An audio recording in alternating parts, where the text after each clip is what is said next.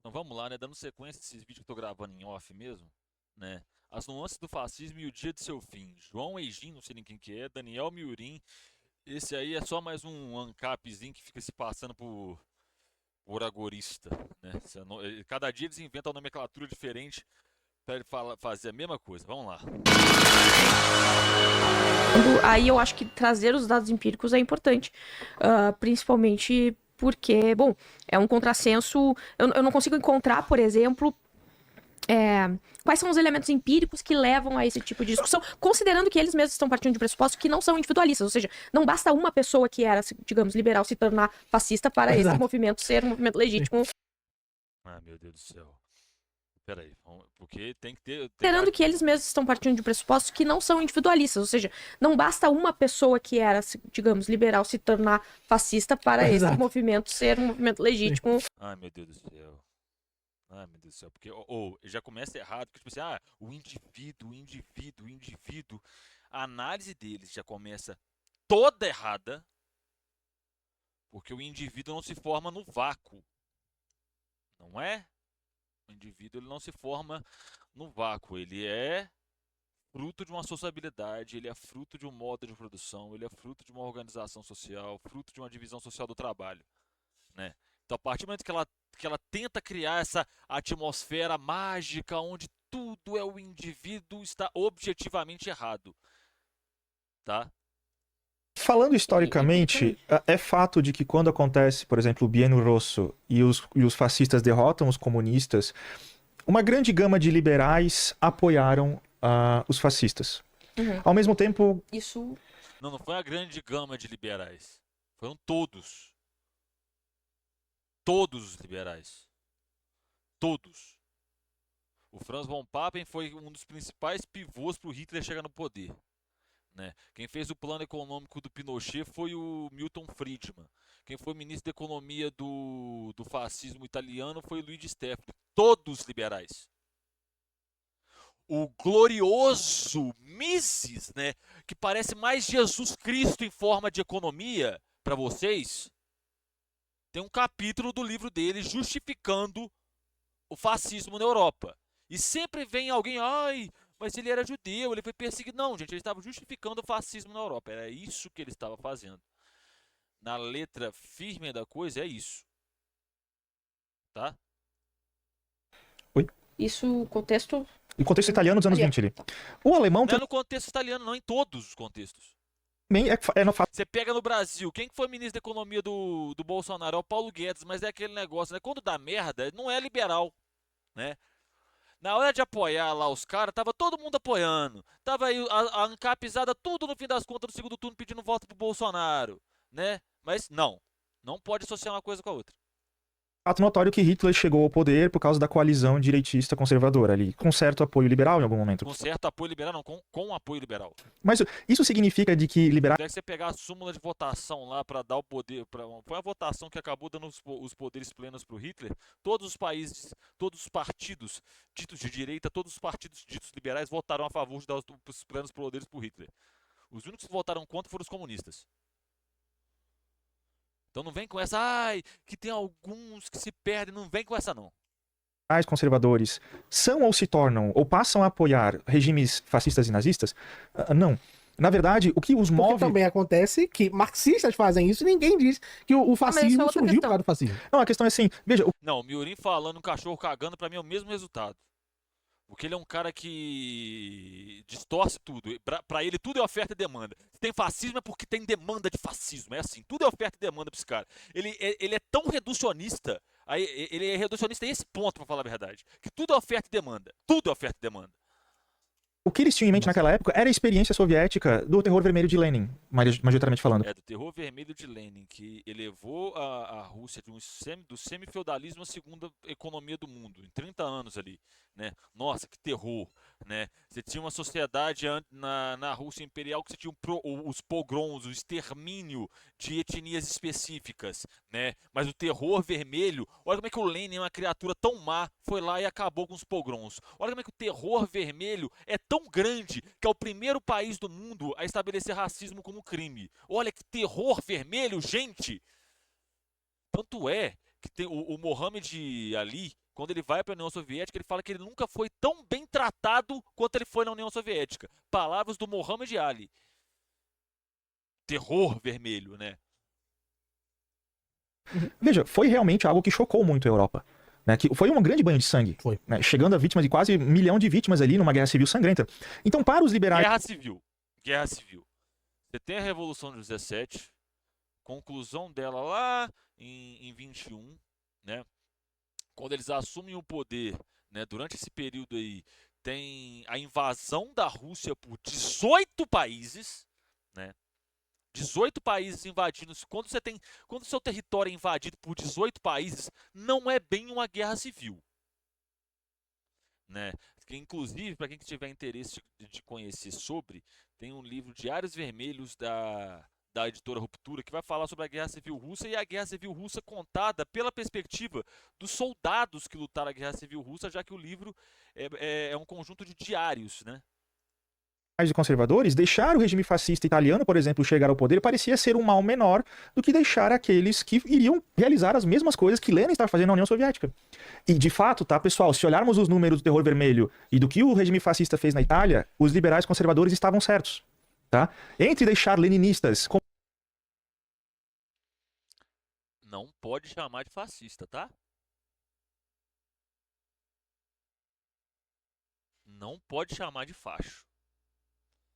Você vê um sujeito falando isso, diminuindo o que foi o regime fascista da Itália, não pode chamar de fascista. São agoristas, são todos os istas diferentes e invenções diferentes só para mudar a roupagem. O conteúdo é a mesma coisa. É impressionante como é que se você pegar essa galera com esse discurso e apertar, chega no Heil Hitler, muito fácil, tá ligado? Comunista chegar ao poder, é melhor você deixar os fascistas chegar ao poder, porque eles, de fato, historicamente, matam menos que vocês, comunistas. Tá? Então, assim, eles estavam certos estatisticamente... O alívio histórico, político, inclusive o próprio Mises fala isso. O Mises trata o fascismo como algo que salvou a Europa até ali do comunismo. Mas ele, logo depois, sai criticando o que é o fascismo e atacando o fascismo de forma direta. Ou seja, não era a pauta dele, ele só percebia. Me salvou daqueles carniceiros de grande proporção. Salvou muito, tanto é que ele teve que fugir da Alemanha por causa disso, né? Enquanto os fachos estavam batendo só nos comunistas, perseguindo só os comunistas, igual fazem lá na Ucrânia hoje, né? Igual fazem lá na Ucrânia hoje, pra ele tá de boa. Né? Pra ele tá de boa. Né? Teve ali o Holocausto, tá, gente? É um detalhe. Pelo menos derrotamos o comunismo. Teve ali perseguição, todo tipo de perseguição a qualquer tipo de oposição, mas pelo menos derrotamos o comunismo. Aquele negócio. Vale tudo, de menos um governo operário. Né? E cria essa histeria de terror vermelho. Né? E aí eu sempre recomendo uma leitura que é muito importante para você pensar a questão da propaganda, né, contra a União Soviética, que é um livro que chama-se Quem Pagou a Conta, a CIA na Guerra Fria da Cultura, que vocês vão ver muito bem o que foi a propaganda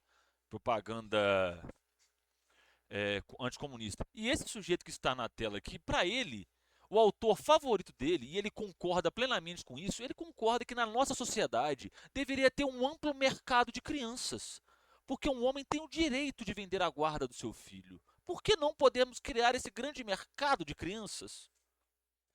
Murray Rothbard fala isso.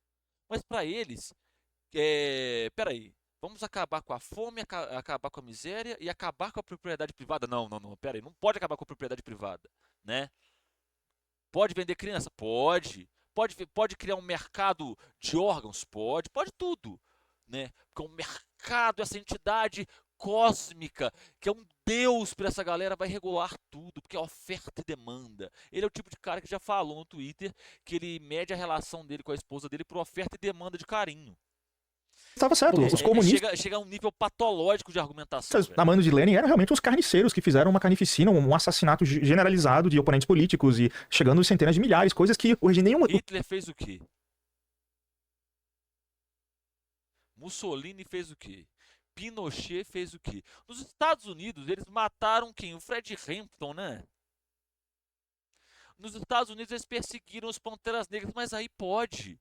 Quando a perseguição é a meu favor, eles fecham os olhos, fingem que não acontece e deixam o pau torar. Opa, mas está me perseguindo? Aí é um problema. É tudo sobre o eu. É tudo sobre pessoas com um ego tão grande que dá para você segurar como se fosse um joystick. Não é? O regime fascista não chegou nem perto de fazer, certo? E de fato o regime fascista italiano chegou a perseguir um certo número de liberais que eram apoiadores do regime anteriormente, certo? É aí Acontece. que eu ia entrar, por exemplo. Acontece! Olha pra você ver, do outro lado tá errado. Mas quando é do meu lado, peraí, gente, acontece. Pô, o que que tem? Acontece. Né?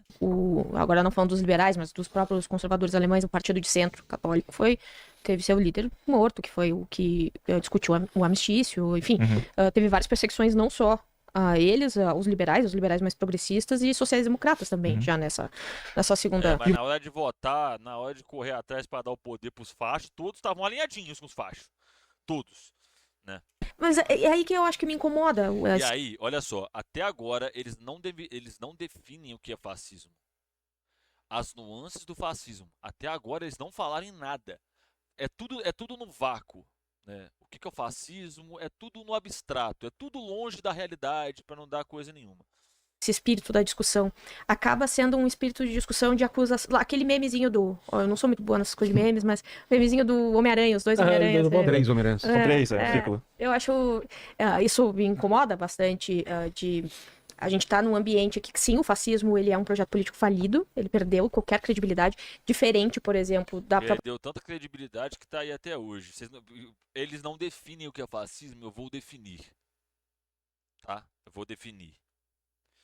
A viabilidade da democracia exige uma crença entre o povo que pode fazer alguma diferença para a sua vida a participação no processo democrático.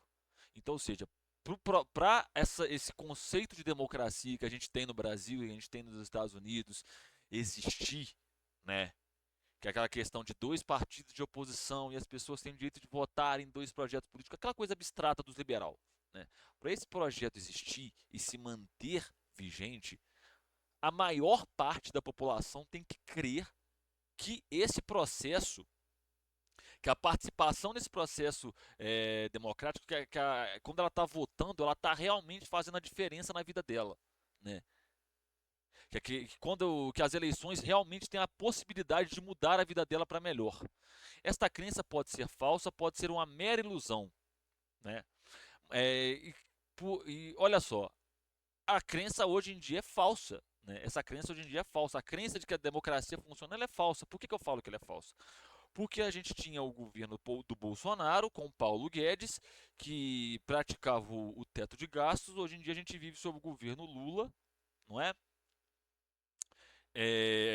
Onde se tem um arcabouço fiscal que é basicamente um teto de gastos 2.0. Que é a mesma merda. Né? Mudou-se o governo, a política econômica se mantém a mesma. Então a gente tem a ilusão, não a gente, né? Eu acredito que certa parte todo mundo tem uma ilusão de que vai mudar alguma coisa. Né? Beleza. Mas se essa ilusão não existir, o povo torna-se não só cínico acerca do processo democrático, como descrente da capacidade de seus próprios esforços poderem influenciar as suas vidas. Vamos lá, torna-se cínico acerca do processo democrático. Tipo assim, ele se torna alheio, ele se afasta daquele processo democrático, né?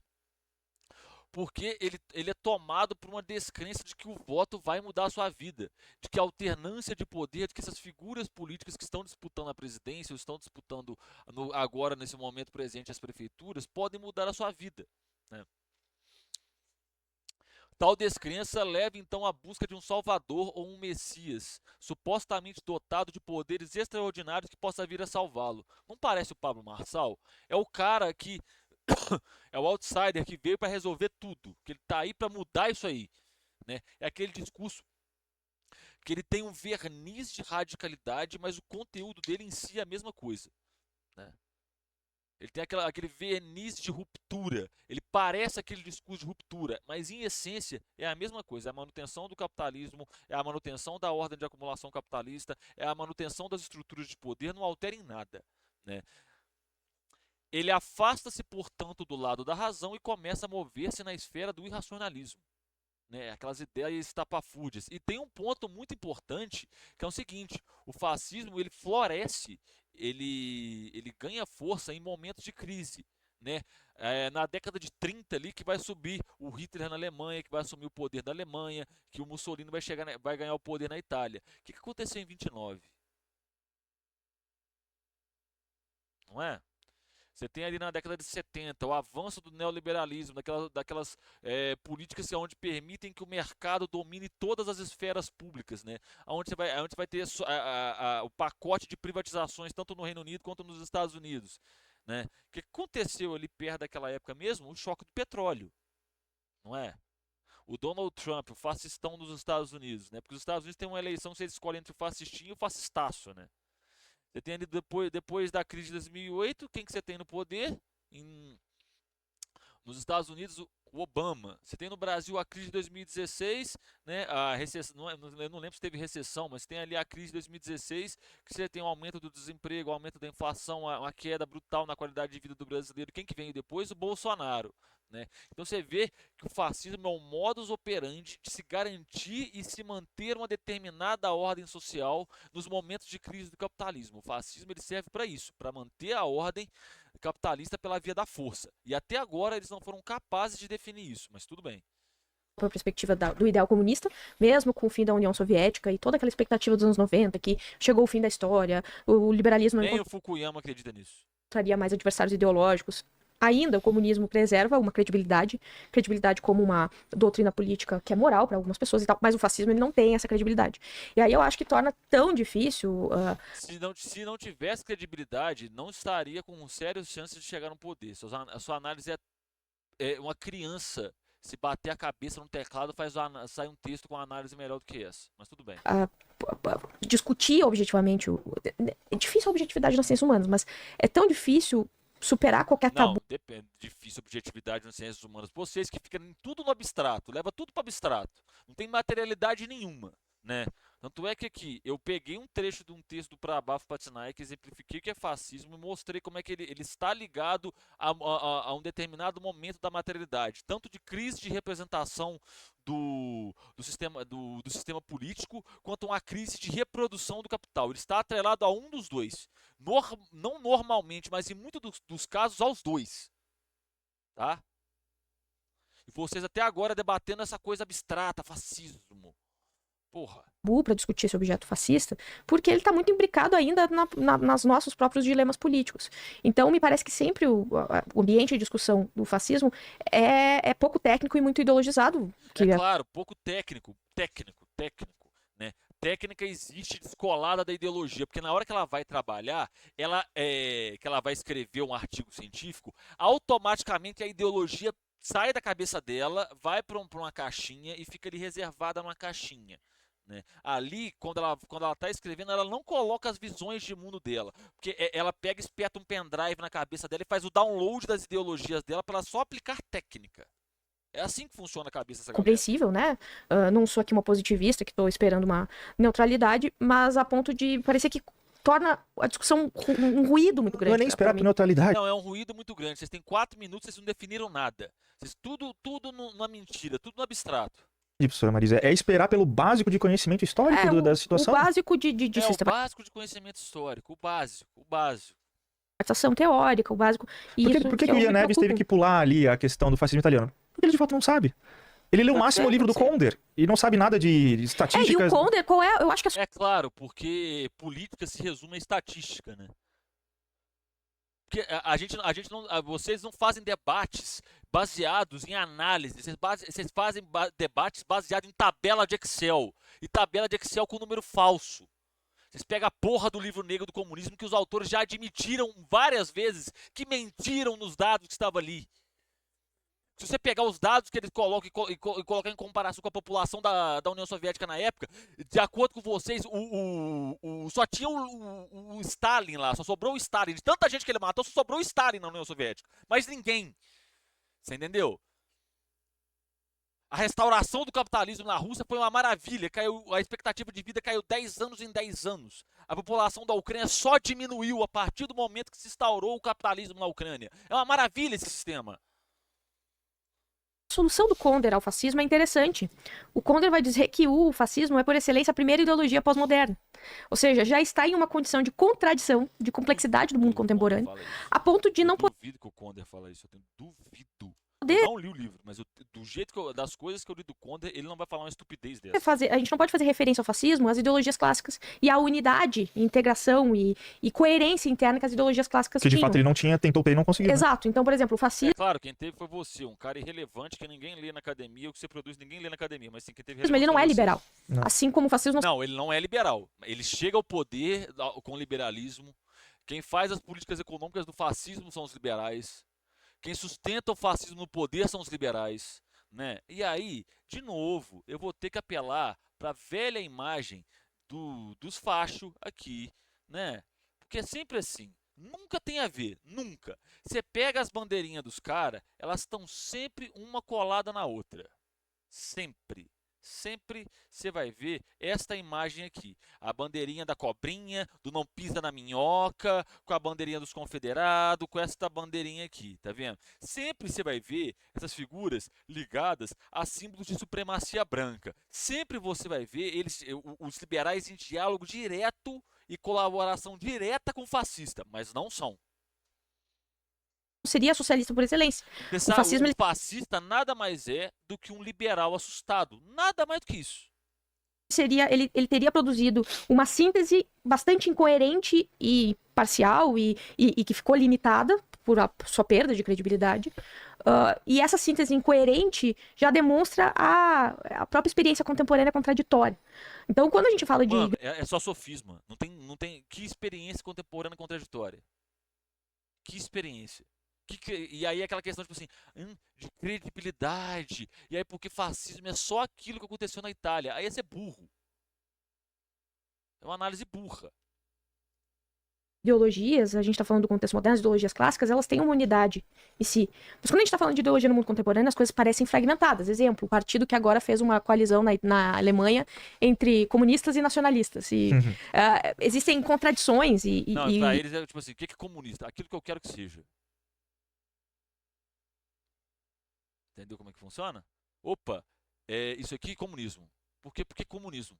Porque não, é comunismo. Mas o que caracteriza? Não, é só comunismo. Porque eu quero que seja comunismo, acabou. Entendeu?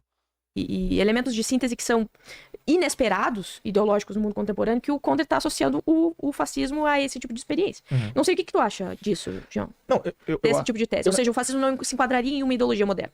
Não estaria enquadrado numa metanarrativa clássica moderna. Não, eu discordo com você. Eu acho que ele Tá vendo como é que é? É tudo pro abstrato. É tudo no lindo mundo de Nárnia. é uma ideologia moderna. E eu não acho que as contradições deles tenham a ver com as contradições da modernidade. Eu acho que as contradições do fascismo foram, em parte, contradições da situação do momento.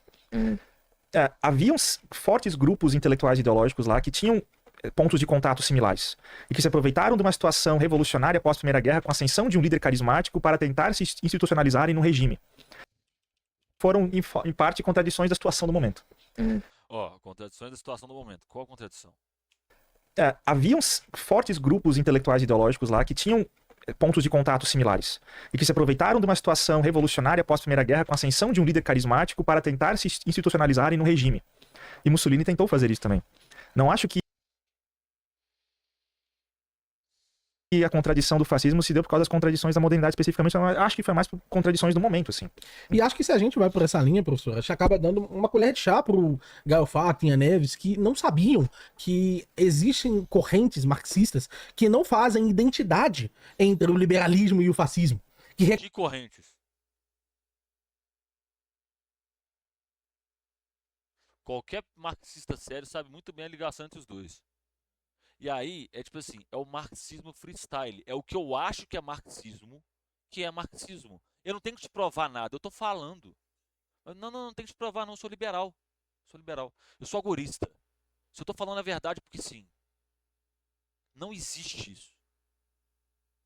Se tem algum marxista que faz esse tipo de coisa que ele tá falando, ele está objetivamente errado. Reconhecem a distância teórica, conceitual dessas duas Mas formas. tu acha que eles não conhecem ou eles não conhecem? Professor, É claro que eles não. É claro, ninguém conhece. Quem conhece é o Miurin. O cara que é a favor de todo tipo de abominação dentro do anarcocapitalismo. Mas não é anarcocapitalista. Sou agorista. Pelo amor de Deus, eles não têm a menor condição de... veja, todos os vídeos eles vão ter uma característica em comum. Agora a gente vai ver o João Carvalho. O João Carvalho, ele é um indivíduo despreparado. É um indivíduo que ele fez... Eu não conheço. Eu imagino. Mas ele é uma pessoa que tá fazendo doutorado dele agora. E ele foi fazer uma apresentação sobre Dugin. E ele fez a graça de fazer a apresentação sobre Dugin usando o Wikipedia. Então ele fingia que lia, que falava habitualmente, mas falando aqui, aberto, sem usar nenhum script nem nada. E ele estava lendo a Wikipedia. Então esse é E é aquela questão, ele sabe da vida dos outros melhor, ele sabe da vida do João melhor que o João. João Carvalho. O João Carvalho é o melhor deles. O João Carvalho é aquele que, se eu espero que alguém tenha lido o Leandro Conde, é ele e o Jorge Manuel. Se esse indivíduo está nesse estágio, que para conversar sobre determinado assunto ele usa a Wikipédia, qual é o nível desse indivíduo no debate público? Imagina que as coisas que eu falasse aqui fossem tiradas do Wikipédia. Que absurdo seria. É lógico, Você nunca mais... o cara que é... Mano, cara, na moral, eu vou parar por aqui, porque é o seguinte, esse sujeito é a favor da venda de guarda de criança. Pra ele é normal. Aquela questão que o senador lá do Milei propôs de um pai vender o filho pra pagar a conta, pra ele tá de boa. Pra ele é normal. Ô, você tá devendo banco, vende um rim, cara. Você tem 2. Por que você não pode vender um rim? Tá ligado? Termina nisso. Pega o caso de Grafton, as teorias, né? As teorias dessa galera. Pega o caso de Grafton, vê o que deu o caso de Grafton. Vou parar por aqui, porque isso aqui já virou uma abominação. Esse sujeito falando corrói meu ouvido. Beijo no coração, até a próxima e fui.